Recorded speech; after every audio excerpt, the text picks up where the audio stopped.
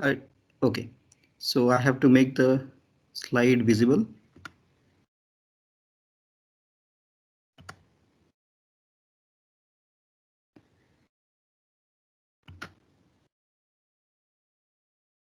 Yeah, Yes, I is can see. visible? Okay, wonderful. Okay.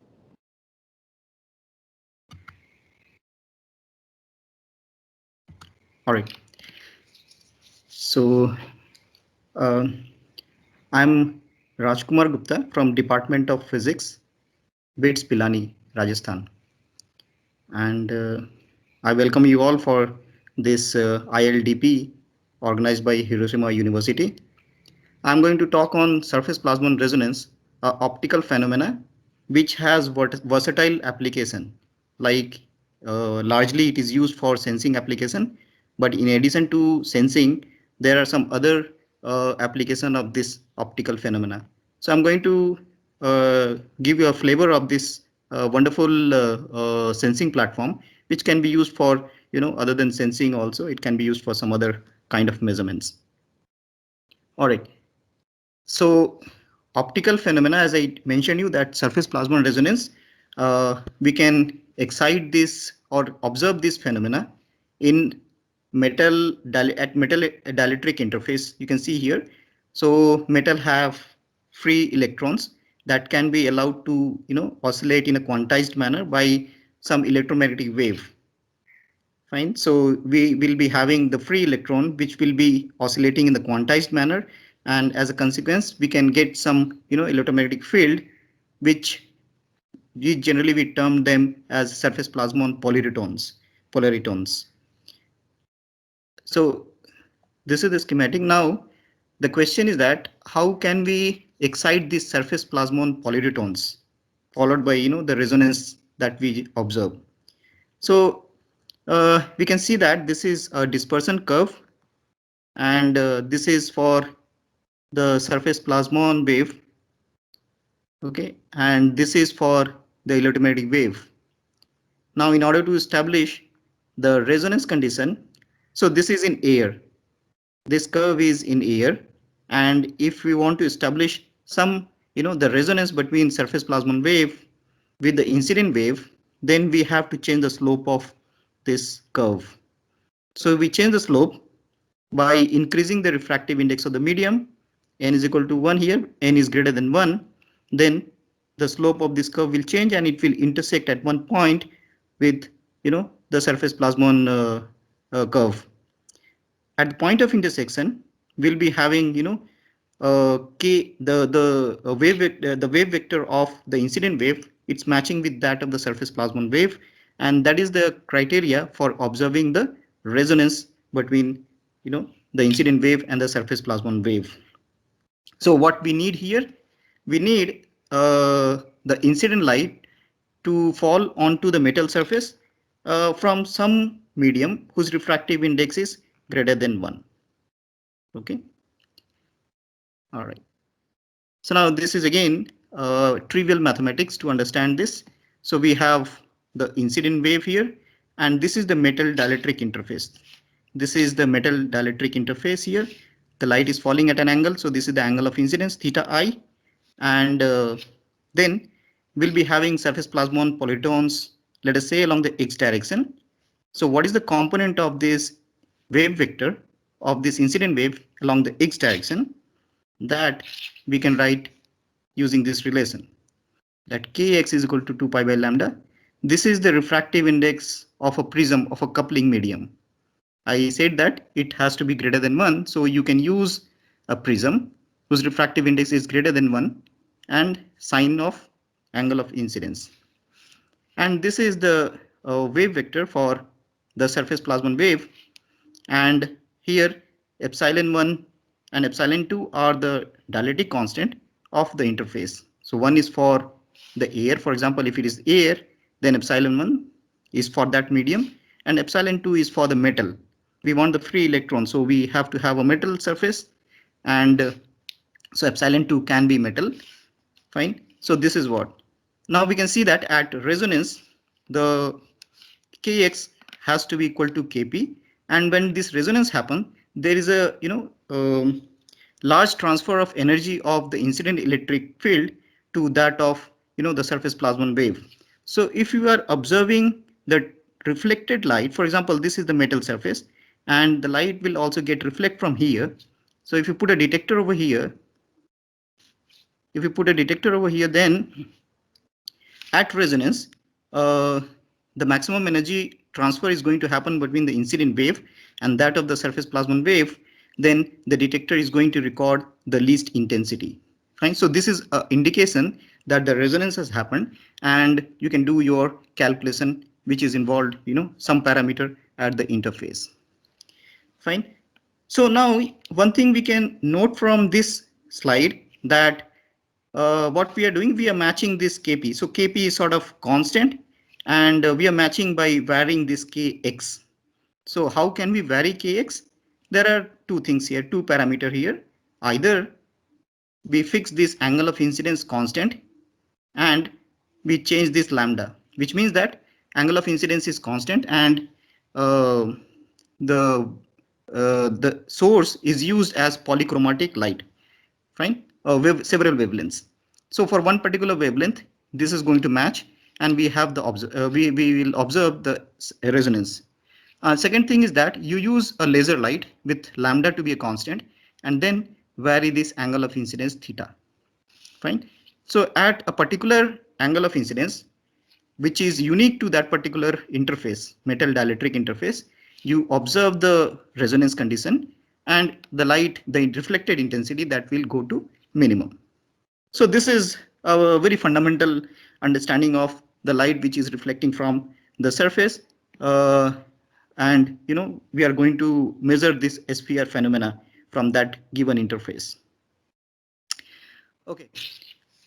Now, till now what we understood is that in order to observe this optical phenomena, we have to either change the wavelength. Okay, we use the polychromatic light and observe which particular wavelength is missing from the spectrum, that is the SPR, surface plasmon resonance condition, and then follow the measurement of the parameter at the interface. And second thing is that, or you change the angle of incidence to achieve the SPR. So if you are using a laser, a fixed wavelength source, then you change the angle of incidence and you achieve the SPR. Fine. So this is the coupling prism. This is semi-cylindrical in nature. Okay, because if we want to change the angle of incidence, we need to know what is the angle of incidence. Precise measurement of this angle of incidence is important for us. So if this is circular, then the light will not get refract at this interface, and whatever we are measuring here, that will be accurately measured at this particular point. Then there is a detector here. There is a metal film. Uh, we generally use for the practical reason. We use gold film. Gold we generally use because this is inert in nature and it does not get oxidized, chemically also resistant. So one can use this gold film for observing this SPR phenomena. Gold can also be functionalized chemically in order to, if you want to make some kind of biosensor or any other chemical sensor, gold can be functionalized suitably with some organic molecule. And so this is a very suitable surface for observing SPR phenomena, followed by some application. All right, and then the reflected light, we put a detector here depending on the situation. It can be either a photodiode or a camera or any other thing in order to measure the reflected intensity. Okay. So the one where we are changing the wavelength, keeping the angle of incidence constant, this is called the wavelength interrogation. And the one where we are keeping the wavelength fixed using the source as a laser and changing the angle of incidence, it's called angular interrogation technique. Angular interrogation, this is, it's very high resolution and highly sensitive as compared to that of the wavelength. Wavelength interrogation, this instrument is easy to make because you don't need any mechanical motion inside the when we are fabricating the instrument. But here we need to, we have to put some mechanical device, mechanical system in order to, change the angle of incidence. So this is easy to fabricate, whereas this is, it's very sensitive, very high resolution. So it depends on the situation. Either you go for this or you go for this. The one which we have taken for our investigation, for our development, is this one, angular interrogation, because it is of very high resolution and very high sensitivity. So the spectra that we obtained either in angular interrogation or wavelength interrogation are the following. We can see that this is the angle of incidence. We are changing the angle of incidence and observing the reflected intensity. Fine. And we can see here the reflected intensity, and there is a dip here. So this dip is observed for metal air interface, particularly gold air interface. And if you put some molecule, if you deposit some molecule onto the surface of gold and try to measure the same thing, then we see that the resonance angle, this is going to shift. It is exactly following whatever the curve that whatever the we have seen here in this one. So we have kept this lambda constant because we are using a laser. We are changing theta, and since epsilon 1, if it is air, then we are going to get one value of resonance angle, and if some material is deposited onto the surface, this epsilon 1 is going to get changed, and hence the kp is changed, and this we need another angle for observing the resonance. So this is what is happening over here. In case of wavelength interrogation, angle of incidence is fixed. Again, it has to be greater than the total internal reflection of the prism air interface, and so angle is fixed and polychromatic light is used here. We can see that for one particular interface, for example, gold air, we have one wavelength here. This is the resonance wavelength, and when we deposit some material, some dielectric material, then this resonance wavelength, it is going to change here. So there is a shift here. Fine. So the capability of an instrument, that depends on how accurately or precisely you can able to measure the shift in this resonance angle, either in this case and lambda in this case. So this is very easy to measure, easy in the sense that even the micro degree the resolution can be achieved in this technique, whereas here you need a very high, very special spectrometer in order to resolve sub nanometer resolution in the wavelength. So again, as I told you that it all depends on the system, all depends on what you are trying to look into, that either you go for this or this. Fine. Uh, so we'll talk mostly on this particular scheme, angular interrogation, where we have the fixed wavelength. Okay. So what are the essential components for building the instrument?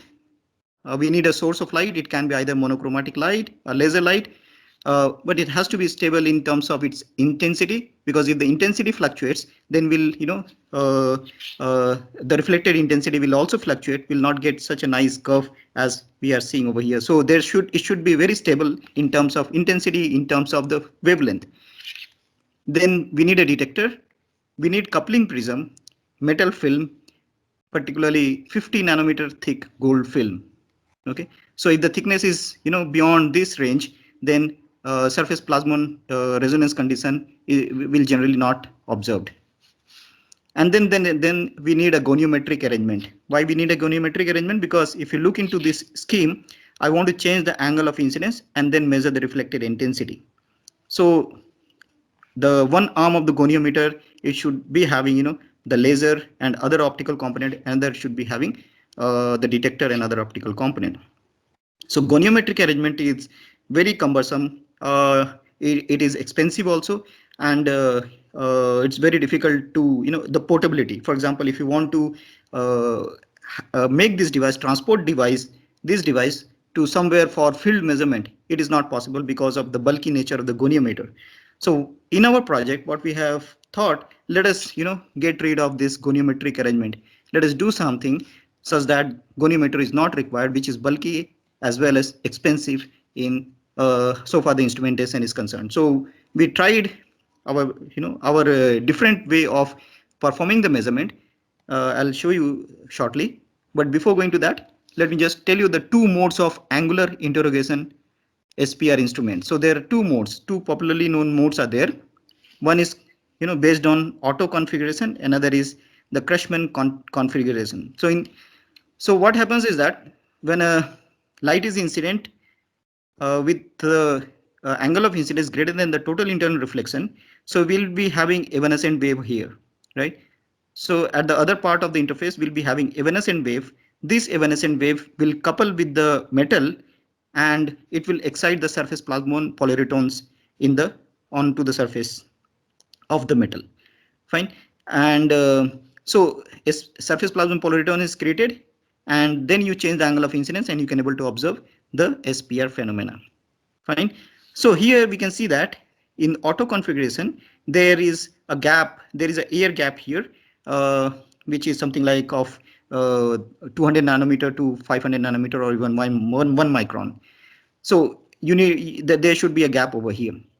And in case of Kreshman configuration, we deposit the metal onto the prism itself, or you deposit the metal onto a glass plate and couple it optically with the prism. Okay, and then you do the same thing, change the angle of incidence, and then measure the reflected intensity. Here also, if the angle of incidence is greater than the total internal reflection, then the evanescent wave in the metal, it will create the surface plasmon polaritons, and this surface plasmon polariton is responsible for SPR condition here. Okay, so we can guess here that if the thickness of this film is very large, then this evanescent wave, this cannot be able to create this SPP. So that is why there is a limitation. If you're working in Kreshman configuration, there is a limitation that the thickness should not be more than 50 nanometer. There is a range 45 to 55, it's fine. If it is beyond this range, we cannot be able to observe the phenomena. But from practical purpose, Kreshman configuration is more useful because we have the degree of freedom of manipulating the surface of this gold film, and we can use this for sensing application. So this is most popular, this is most useful as compared to this auto configuration. We'll be discussing this Kreshman configuration in our today's lecture. Fine.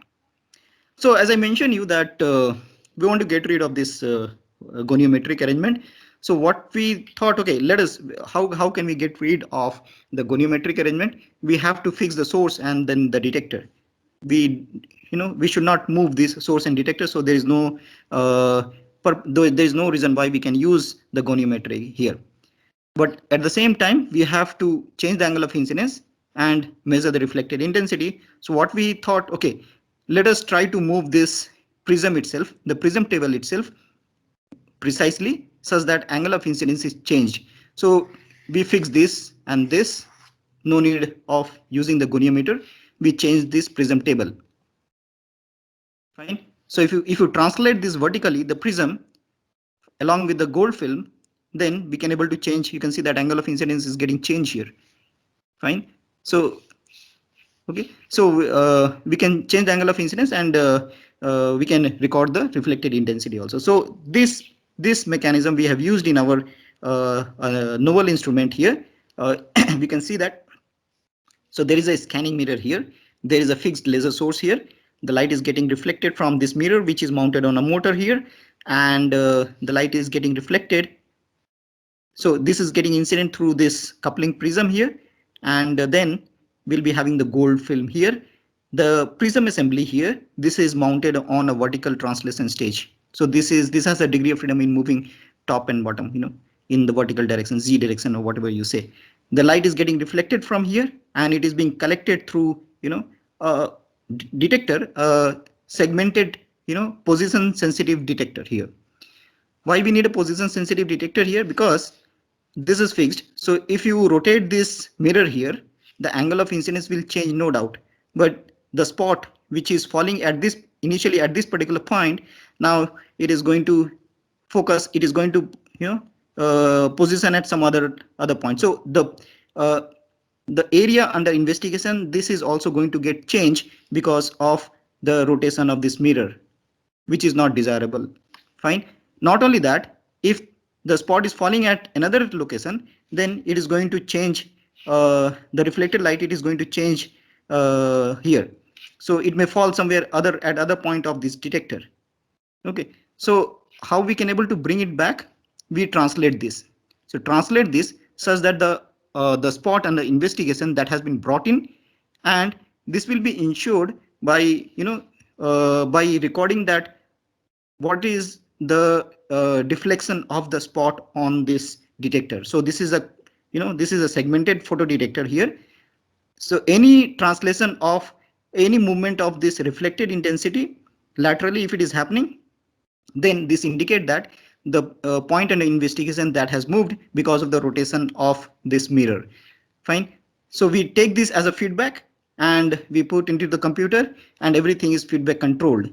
So any deflection in the spot, this has been recorded by the computer, and this feedback is given to the translation stage. It will adjust itself by moving either vertically up or down such that the spot has brought it back. So this ensures a constant spot interrogation, and the entire spectrum can be recorded without any physical movement of the source and the detector here. So this, this takes care of removing the usage of the goniometer, and the entire instrument, the dimension of the entire instrument that has come down to a very small thing. I'm going to show you the real image of the instrument, and this is what we have done. And we have filed an Indian patent with this number. We have published a paper on this also. You can able to get more detail in this particular sensor and actuator B. You can able to get more detail on each and every component of this instrument. Okay. So this is the instrument that you can see that it's a very compact here. Though if you can optimize further, we can able to reduce the dimension of this, but it has having the equal capability or even better capability than what the commercial instrument which are available across the globe. So I'll show you some of the the result which we have obtained from this instrument, and we have published in the highly reputed journal. That thing also I'm going to show you in very short time. So you can see that there is a coupling prism here, translation stage, scanning mirror, detector, uh, and then some controller over here. We have a a controller box over here. You can see the length of a scale here, which gives you the flavor of the dimension of the equipment, very small. We have transported this equipment to several parts of our country, and we have got it validated at several labs in our country. Okay.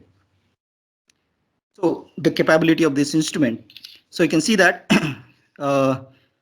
this data is obtained for gold air interface. So we have gold and air interface, and similarly here water, and then gold interface. So we can see that the range of the angle of incident, the range of this scanning angle. So starting from 40 to 80, it's a very wide range of scanning range, and this instrument is capable of going from even from 20° to 85° without any stop. So if your probe medium, if it is changed from air to water or any other solvent, we can have without disturbing the optics of the instrument, we can still take the spectra of the system from the system. Okay, so now you can see that experimental curve and then the theoretical curve also, experimental and the theoretical curve. And this theoretical curve can be calculated, can be obtained very easily by applying the concept of Fresnel reflection of electromagnetic wave. And you can see that these are the Fresnel coefficients, reflection coefficients for p polarized light. And then you model your system, like if it is from one interface to interface or whatever it is, you model the system and then apply a very simple theory over here, and you can able to model it. And by modeling, you can able to find out what is the refractive index of the medium. Fine. So if any adsorption, if any analyte, if any changes which is happening on the surface of the gold because of the adsorption, then it changes the refractive index, it changes the dielectric constant of that particular system, that particular interface. And what is the change that your instrument is going to record, we can able to find out by performing the measurement using SPR followed by the theoretical calculation using these Fresnel relations. So this is what you know okay, now fine. So this instrument we have used for the measurement of optical anisotropy in ultra thin film. Okay, we have got it published long back. So optical anisotropy in ultra thin film, what I mean to say here is that the ultra thin film, when we are talking about, I'll tell you the system also. Suppose we have a single layer of molecule a rod shaped molecule, organic molecule, for example, the liquid crystal molecule or any other kind of molecule. So if it is like this, right, a single layer of molecule, a rod shaped molecule like this, and this is deposited on some substrate. So this is an anisotropic thin film. It's an anisotropy, fine. And if you see the projection of this molecule onto the surface, fine. So we'll be having some kind of anisotropy on the plane of the surface, on the plane of the surface, right? Then if you try to measure the refractive index of this ultra thin film, organized ultra thin film, along this direction and orthogonal direction of this, then you are going to have different value of refractive index.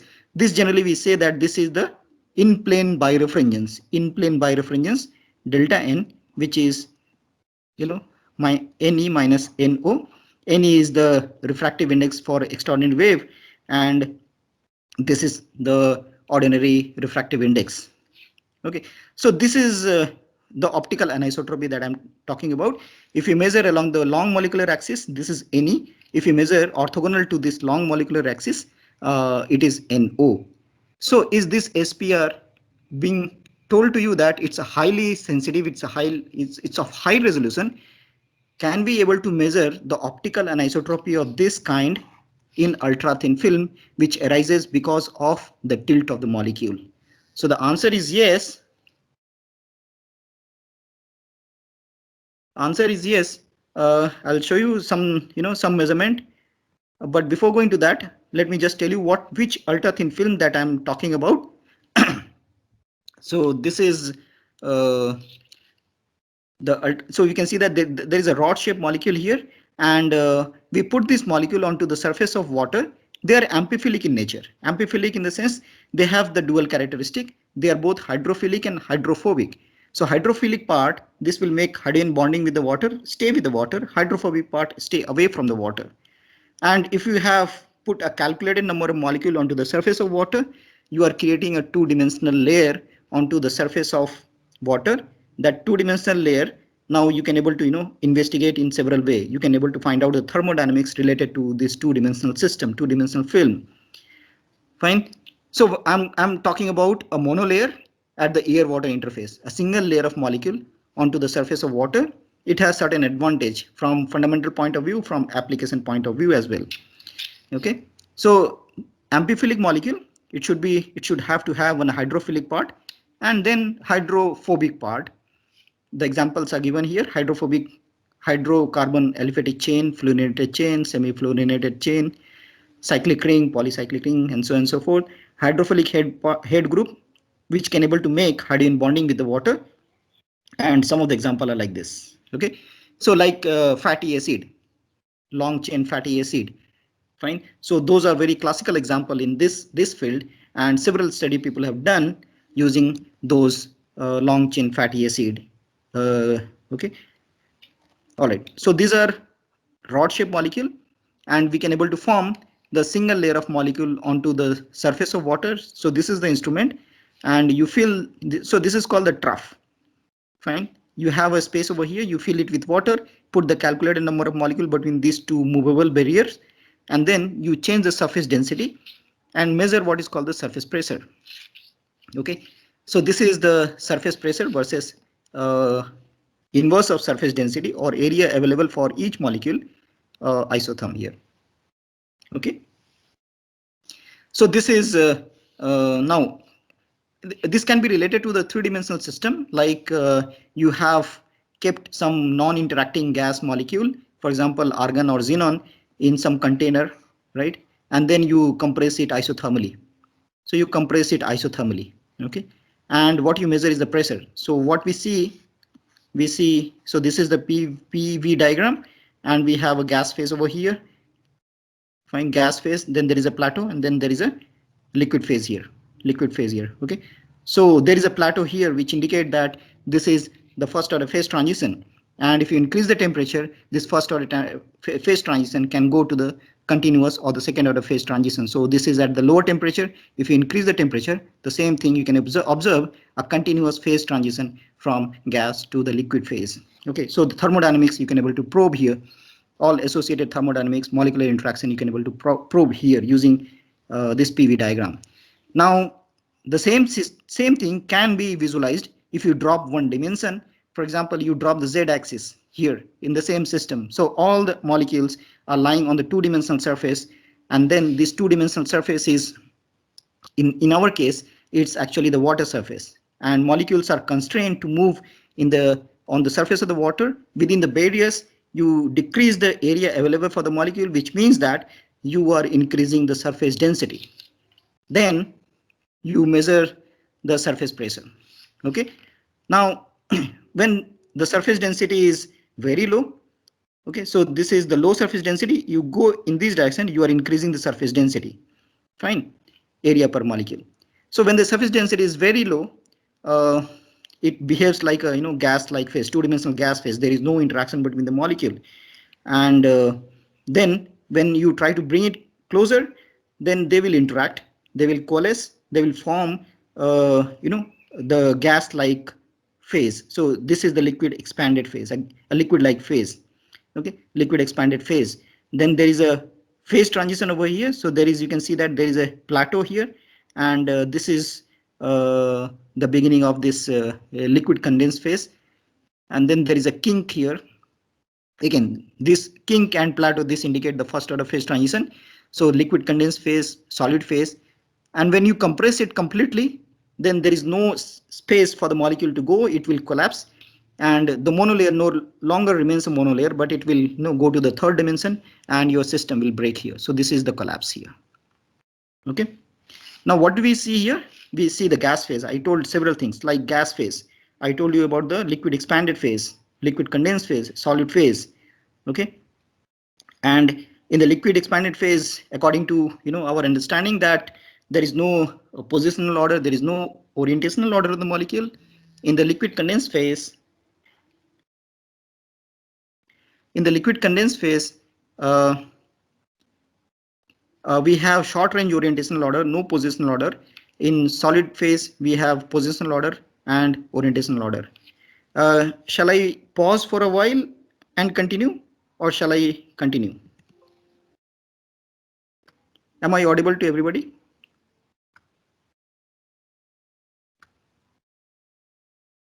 I give a pause for any question. If it is not, then I will continue.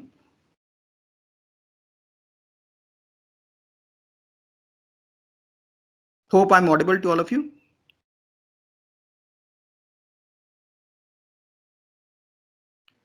Yes, sir. Okay, wonderful.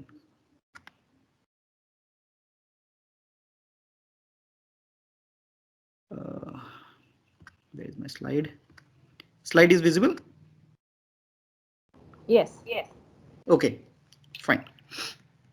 All right. So there are several kind of molecule which form the ultra thin film on the surface of water, and you can see that a list of molecule over here, and including nanomaterials also. Okay, this is again a very big field in this point of investigation in this field. Uh, Now, this film, which is which are on the surface of water, we can transfer them layer by layer by vertically dipping mechanism. It is called Langmuir-Blodgett film. So these are the two different scientists, Langmuir and Catherine Blodgett. They have invented this technique to deposit organized film layer by layer on some solid substrate. The purpose is that when we are talking about device fabrication, we need the tailored engineered surface. So the functionalized surface. So those functionalized surface can be done by this mechanism, by forming the LB film deposited onto the active area of the devices. So you can see that layer by layer deposition scheme, a single layer of molecule, second layer of molecule, third layer of molecule, by simply dipping the substrate vertically in and out of the surface of the water surface. So we have this LB film. Similarly, the ultra thin film, when you're talking about, we can have this self assembly. So we can take the solution of the molecule, dip the substrate. Because of the self assembly, we get organized a single layer of molecule, which generally we say that SAM, self assembled monolayer. Okay, so these are the example of ultra thin films, a single layer of molecule onto the surface.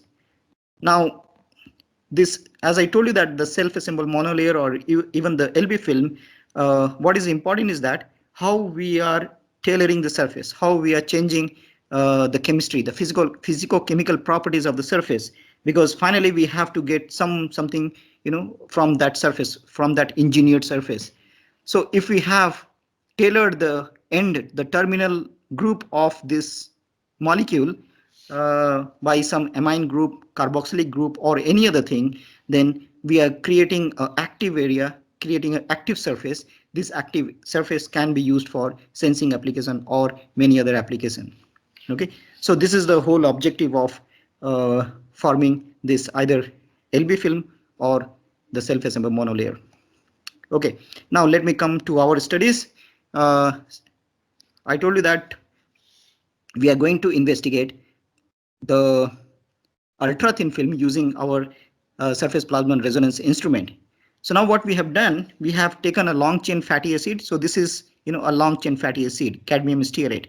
Okay, so we have, COOH, this kind of molecule, 18 aliphatic carbon, CH2 unit over here, forms very stable monolayer onto the surface of water, can be deposited onto the substrate. So we have deposited similar fatty acid, a single layer of fatty acid onto the gold surface, and then we have performed the measurement for optical anisotropy of this. So if the molecule is tilted, as I mentioned you that if the molecule is tilted, then it has a projection onto the surface. So okay, it has a projection onto the surface, and if it has a projection onto the surface, and if the film is organized, then it will exhibit what in liquid crystal they say that it is a kind of nematic phase. Okay, so nematic, again, those who are not aware, let me just tell you that there is, there are some class of molecule, they are called the liquid crystal molecule. Our most of the devices, almost all the devices, display devices, they are fabricated using liquid crystal organic molecules. Okay, so organic molecules, liquid crystal, they are rod shaped, and their phases dependent on are dependent on temperature. For example, if you increase the temperature of crystal, normally what we are aware that you take a crystal, you increase the temperature, it will melt. So from crystal to the liquid state, in one case it is organized. Okay, it has, and another case it is isotropic. Fine, but this liquid crystal molecule, they show intermediate phases depending on the temperature, and one such phase is called the nematic phase, where these rod shaped molecule are more or less aligned in one particular direction. Okay, so it is in the liquid state, but since these are the rod shaped molecule and they are more or less aligned in one particular direction, it has some kind of orientational order. Okay, which we say that nematic director. Okay, so it has some kind of orientational order, it has some kind of, more orderness as compared to that of isotropic liquid, and this phase generally we use in our liquid crystal display devices. Any display devices we use this. Here also it is the same thing. If we have ultra thin film, organized ultra thin film, which is fabricated using LB technique, then we have, sort of projection of the molecule onto the surface. And if these are organized, then we'll be having some sort of nematic ordering onto the surface. Fine. So if you have the nematic ordering, then the refractive index measured in this direction, any, we say that any orthogonal to this is, we say that this is NO, and it has optical anisotropy delta N, which is Ne minus NO. Okay, so we expected the same thing over here. How do we verify this?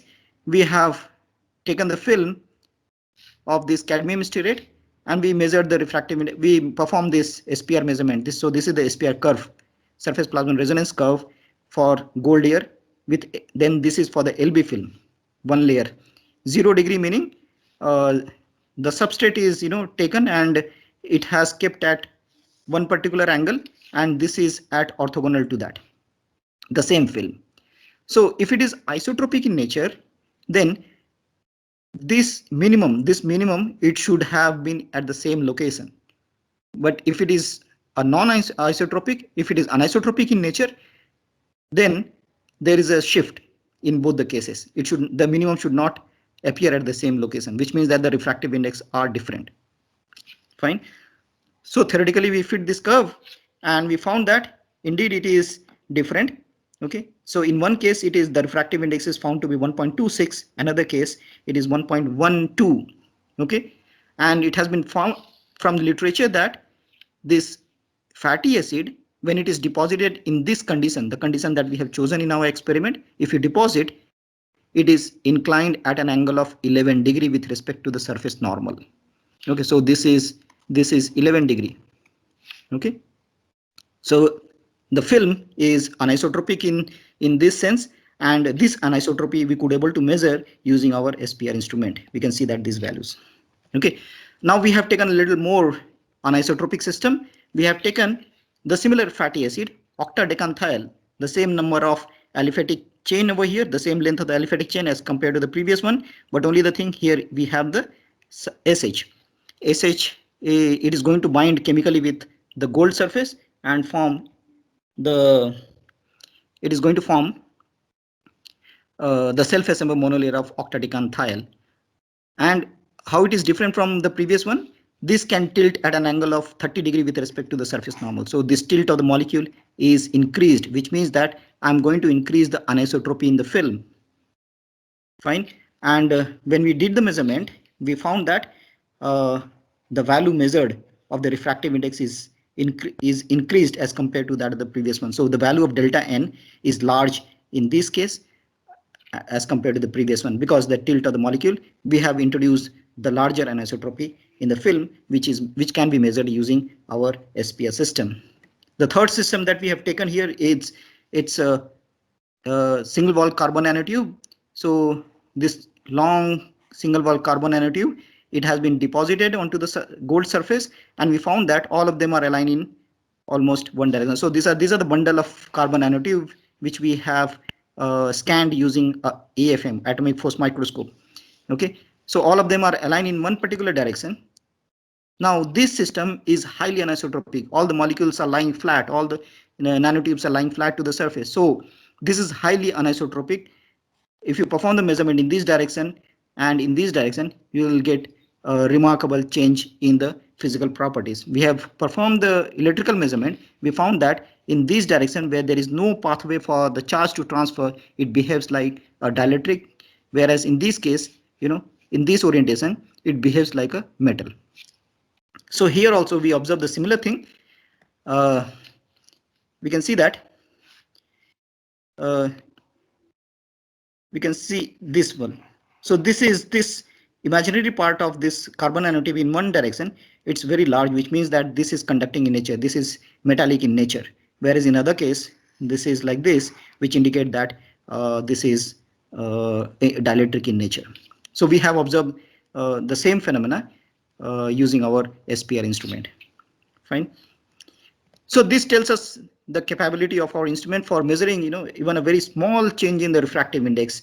And some parameter has been put over here. The angular range of our instrument is 20 degree to 85 degree, a very wide. None of the commercial instrument ensures this range of scanning.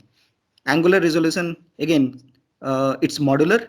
It goes from 20 micro degree to zero point 0.2 degree, and sensitivity is 112 degree per refractive index unit. So for a refractive index change of 1, the change in the resonance angle is about 112 degree, which is remarkably high.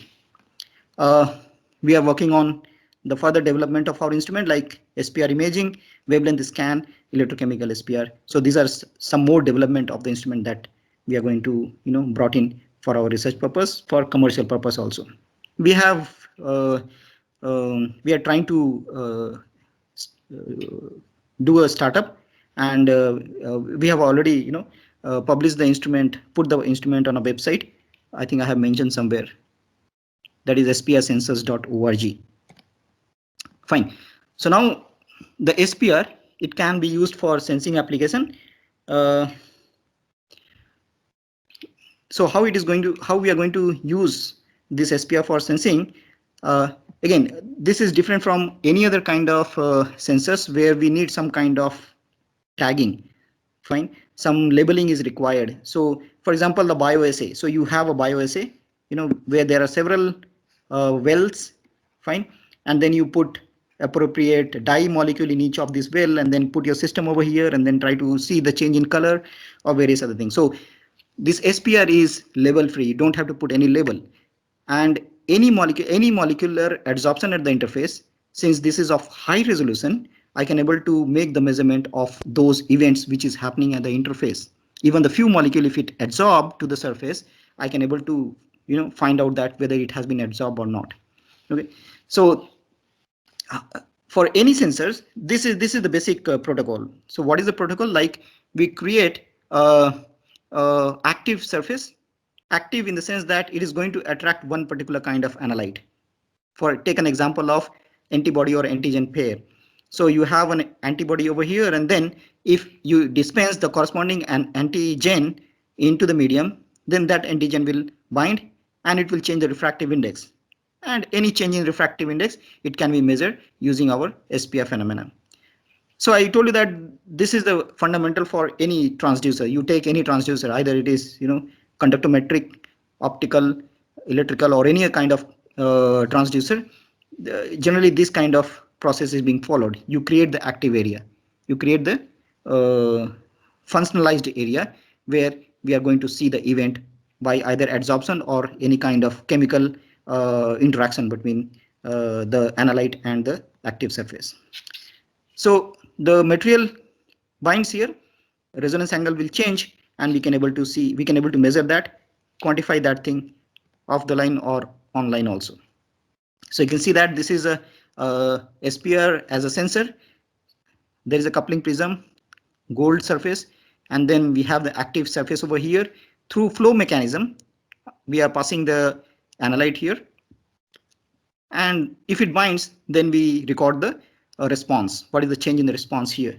Okay, so if it is angular interrogation, the resonance angle will shift.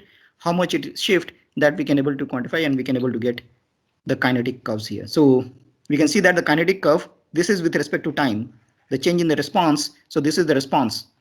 Okay, and this is the time. So this is the active area. We can see that this is the active area here. Now, if you dispense the appropriate antigen over here or any other, analyte here, if it binds, then the response will change. Okay, so binding is happening. So several event, the kinetics of several things, several phenomena, it can be quantified using this SPR techniques: association, dissociation, regeneration, and various other things. And this saturated curve, this is going to tell us the concentration of the analyte into the medium. Okay, I believe I have some more time. So I think 15 minutes more, I believe I can take. So let me just tell you one system that we have used our SPR for sensing application. This is again the discotic liquid crystal, again an organic molecule. We can see that a triphenylene ring over here, and there are delocalized electron over here. Okay, so the delocalized pi electron over here makes a very classical system for forming the discotic liquid crystal. And when we are talking about the discotic liquid crystal, these are the mesophases, some schematic of the mesophases. These are disc-like molecules. So because of the pi-pi interaction, there is a stacking of this molecule in one particular direction. And this stacked layer, this stacked column, they can again rearrange themselves, and it can form a hexagonal pattern like this, hexagonal arrangement like this. So different kind of mesophases can arise from this kind of discotic liquid crystal molecules. Like in case of rod shaped molecule, here we can define the director, which is if you attach some vector parallel to the disk plane, perpendicular to the disk plane, and all of them more or less align in one particular direction. So this is the director. Fine. Similarly, we will be having the cholesteric phase and some columnar phase, hexagonal columnar phase, and things like that. So this kind of system, this can act as an organic semiconductor because we are creating a pathway for the charge to transfer along the column of these molecules. Okay, and it finds application. This discotic system, this can find system in application in sensors, field effect transistor, photovoltaic solar cells, organic LEDs, and several other places. Okay, so what we have done, we have taken a classical discarding molecule, and through self-assembly, we have obtained what is called the nanofiber. I'll show you. So you can see that this is in the powder form. We we allow some self-assembly of this molecule in the solvent, and then what we get is the following. So this is FESEM image of this fibers. You can see that this is just like a spring onion kind of structure here. Okay, and you can see that. So interesting thing you can see here, the twisted flat ribbon kind of thing, the flat ribbon which is twisted in nature. Okay, twisted here. And why twist is happening here, I'll tell you that. The twist is happening over here because we have incorporated some, some silver nanoparticle here in order to introduce some kind of disclination, dislocation in the column of this liquid crystal molecule. So you can see that a schematic has been shown here. So this discarding molecule in the column. So these are the columns of the discarding molecule. Now, if you put a nanoparticles over here in this, incorporate some nanoparticle over here, then it is going to create some kind of dislocation and disclination here. And the system adapt itself, minimizes the energy, and then it has to twist. So it twists. Fine. Uh, so it is not a chiral, it is not induced by the chiral system, but it has been induced by a non-chiral system. That is what interesting to note here. And that is why we can see that both the left-handed and right-handed here. So the same ribbon, nano ribbon, you can see here the same nano ribbon, it has the left-handed twist and the right-handed twist.